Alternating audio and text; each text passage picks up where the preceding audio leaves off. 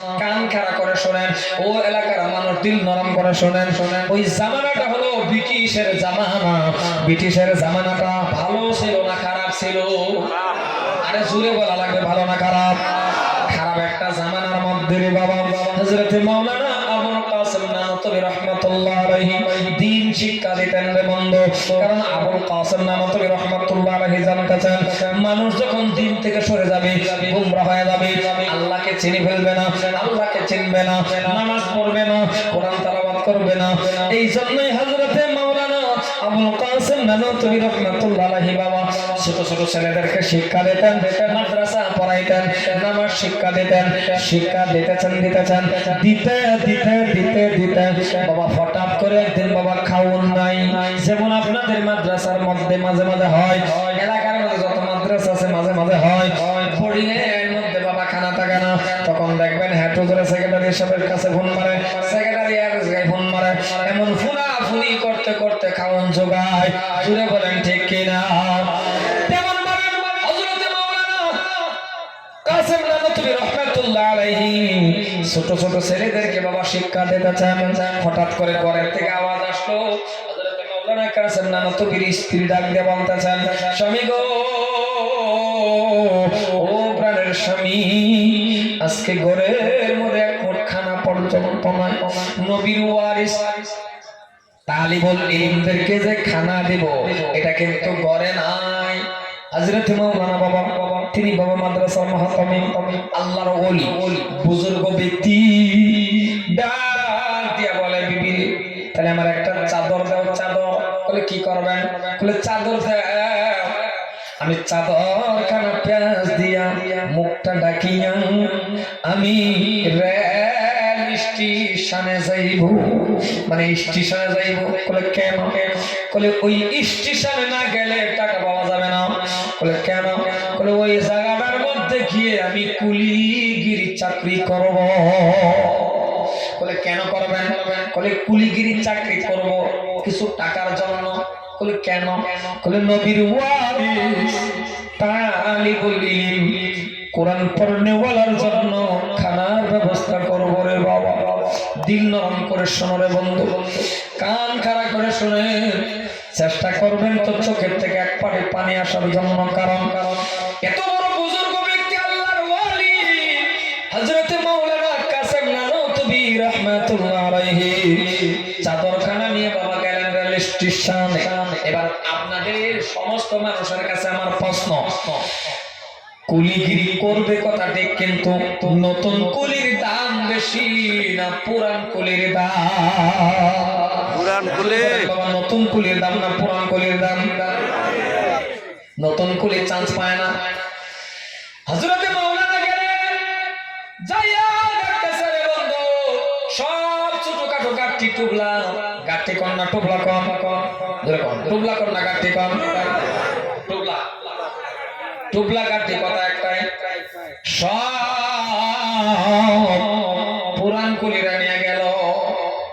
মাওলানা বাবা দাঁড়ায় রইলেন, জুব্বা পাগড়ি মাওলানা, কেউ একটা গাঠি দিল না, তো টাকাও পাইলেন না। এবার আপনি কম তো মাওলানা কাসেম নানতবীর মনটা ভালো না খারাপ? দাঁড়ায় দাঁড়ায় চিন্তা করে, আল্লাহ ও আল্লাহ, এখন যদি আমি খালি হাতে বাড়িতে যাই, নবীর ওয়ারিস তালিবুল ইলম এরা তো না খাইয়া ঘুমাইবে গো আল্লাহ। ও আল্লাহ, মনে হয় আমার মেহনতটা তেমন ভাবে হয় না। আল্লাহ গো, কাল কিয়ামতের দিন আমি মাওলানা কাসেম নানতবীর আসামির কাঠ গড়ার মধ্যে দাঁড় করাইও না। আল্লাহ, যেভাবে মেহনত করছিলাম আমি তো পারলাম না। বাবা দাঁড়ায় আছেন, ভালো করে বোঝেন, দিল নরম করে কান খাড়া করে শোনেন। তিনি দাঁড়ায় আছেন, হঠাৎ করে বাবা অল্প সামনের দিকে লক্ষ্য করে দেখতেছেন একটা ইংরাজ দাঁড়ানো। ইংরাজের সামনে বাবা বিশাল বড় একটা গাড়ি, বিশাল বড় গাড়ি। মাওলানা কাসেম নানতবী আস্তে আস্তে আস্তে করে ইংরাজের পাশে গেলেন, ডাক দিয়ে বলতেছেন, ভাই এই গাড়ি কার? বলে এটা আমার। বলে কি করবো? বলে গাড়ি নেওয়ার জন্য মানুষ তালাশ করি, মানুষ পাই না। মাওলানা কাসেম নানতবী বলেন, ভাই এই গাঠটিটা আমার মাথায় তুলে দাও, আমি তোমার বাড়ি পর্যন্ত পৌঁছাইয়া দেব, আমার কিছু টাকার দরকার। মৌলানা কাসেম নানুতুবি বলছেন, ইংরেজ ডাক দিয়া বলে, ভাই মৌলানা হাঁটো হাঁটো হাঁটো, দূর হয়ে যাও, এইখান থেকে চলে যাও। বলে কেন? বলে গাড়ি দেখছো তুমি মাথায় নেবা, 10-15 জন মানুষ এই গাড়ি তুলতে পারে না, এই গাড়িটা নিতে পারে নাই, তুমি একা আসছো, এটা মাথায় নিবে। মৌলানা কাসেম নানুতুবি কয়, ইংরেজ ভাই আমি পারবো। মৌলানা কয় আমি পারবো। ইংরেজ কয় পারবেন না। পারবো, পারবেন না কথাটা বা বলবো কাটাকাটি কিনা, ধরে বলেন কাটাকাটি কিনা। আরে মা ডাক দিয়ে কয়, ইংরেজ আমি পারবো। ইংরেজের রাগ উঠে গেল। ইংরেজের ডাক দিয়ে বলতেছেন, তাহলে পারলে মাথায় নাও, মনে রাখবা এটা মাথায় তুলতে গিয়া, এটা মাথায় উঠাইতে গিয়া তোমার মরণ ঘটতে পারে, কারণ মাথায় নেওয়ার লগে লগে 15-20 জন যেটা পারে নাই, তুমি একা মাথায় নিলে তোমার মরণ ঘটবে। মৌলানা কাসেম নানুতুবি যখন শুনছে যে মরণ ঘটবে, দিলের থেকে একটা শান্তির ভাব আসলো। শান্তিটা কি জানেন? দিলের থেকে শান্তি হলো, ইংরেজ রে তুই তো জানিস না, ওরে ইংরেজ যদি সত্যিকার এটা মাথায় তুলতে গিয়ে, এটা আমার উঠাইতে গিয়া যদি মরণ হয়ে যায়,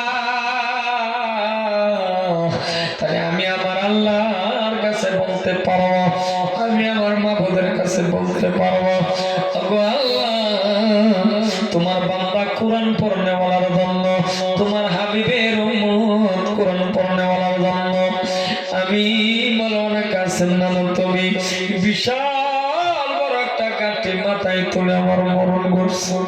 আল্লাহ আমার মনে হয় আমি নিশ্চয় বলতে পারবো, আল্লাহ এর বদলা আমার শহীদি দরজা হিসেবে আমার মাফ করে দাও। মুসলমান ভাইরা দেখেন বাবা, কোরআনের প্রতি তাদের তাকওয়া কতটুকু মহব্বত, কতটুকু ভালোবাসা, এটা কিন্তু দিলে দিলে বলছিলেন, ইংরেজের কথার উপরে ভিত্তি করে।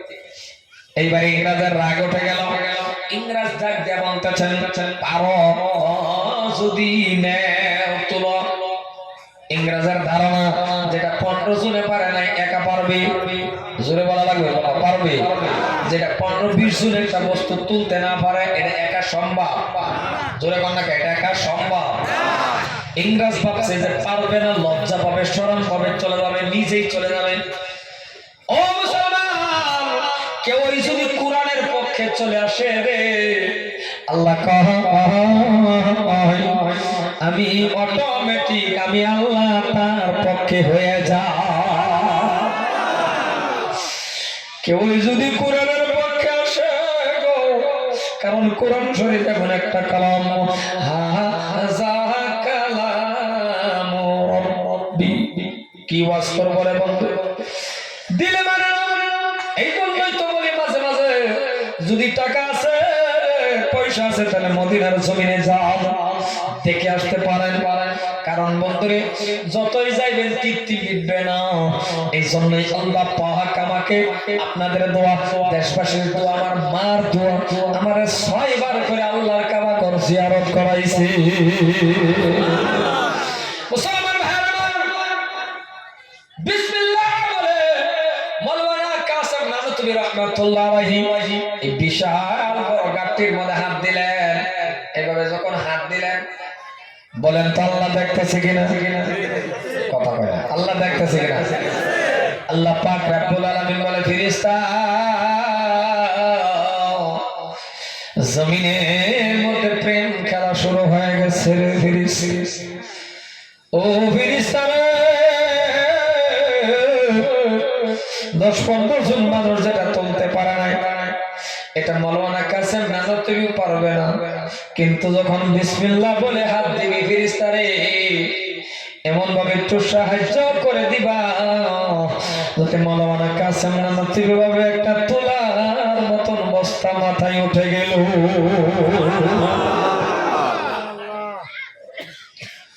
ও এলাকার মানুষ, মৌলানা যখন বিসমিল্লাহ বলে হাত দিলেন, বাবা তোলার মতন মাথার মধ্যে উঠে গেছে। যখন তোলার মতন বস্তা উঠে গেল, তোলার মতন বস্তা উঠে যাওয়ার লগে লগে ইংরেজ তো বাবা আশ্চর্য হয়ে গেলেন, ব্যাপার কি, যেটা 15 জনে পারে নাই, এটা কেমন করে একা সম্ভব। এখন তো বন্ধু ইংরেজ আগে যাওয়ার কথা, কারণ রাস্তা দেখায় দিবে। এখন ইংরেজ পিছে পিছে যায়, আর মাওলানা কাসেম নানবীর পিছনের থেকে রাস্তা দেখায় বলে যাও যাও যাও মাওলানা, এটাই রাস্তা। রাস্তা দিয়ে আগে আগে যায়, ইংরেজ পাশে পাশে যায়। ইংরেজ বাবা তার বস্তুর প্রতি নজর নাই, ইংরেজের একটা নজর এটা কেমন করে রে মাথায় তুললো, এটা কেমন করে মাথায় নিল। ইংরেজের খালি একটাই চিন্তা, এটা মাথার মধ্যে কেমন করে নিল। 2-3 নল বলে যখন আগে, হঠাৎ করে ইংরেজ দুইটা চোখের নজর পড়ে গেল মাওলানা কাসেম নানবীর মাথার মধ্যে।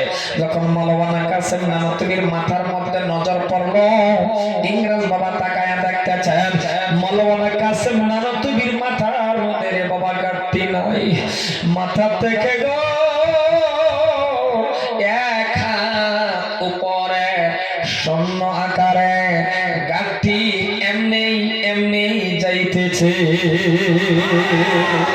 আরো জয় বলেন সুবহানাল্লাহ। এখন তো ইংরেজ আরো আশ্চর্য হয়ে গেলেন। ও মুসলমান, কোরআনের পক্ষে আসো রে বলো, কোরআন আল্লাহর কালাম, এমন কালাম। বন্ধুর এই জন্যই মাঝে মাঝে মাদ্রাসায় আসা যাওয়া করবেন। আপনার ছেলে আছে, মেয়ে আছে, আপনার ছেলে না থাকলে আসা যাওয়া করবেন, কারণ মাদ্রাসায় আসলে গেলে বাবা আপনি বুঝতে পারবেন। মাদ্রাসার মধ্যে যদি 200 ছাত্র থাকে, মাদ্রাসার মধ্যে 100 ছাত্র থাকে, তার মধ্যে বাবা প্রায় ছাত্রের বাবা থাকে না, তার মধ্যে প্রায় ছাত্রের মা থাকে না। ও এলাকাবাসী মানুষ পারেন যদি বাবা বেশি বেশি করে একটু মাদ্রাসায় আসবে।